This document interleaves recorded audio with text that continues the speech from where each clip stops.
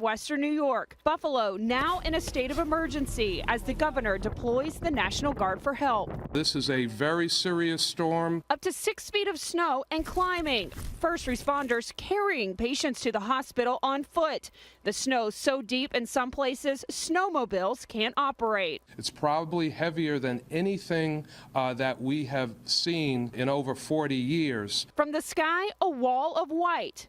On the ground, that is the garage door. The snow is piling so high, so fast, it comes crashing into this home. It's horrendous. It really is. We're going to make history.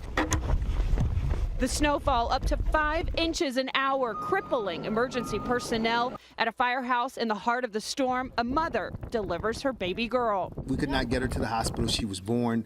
She's safe and she's healthy.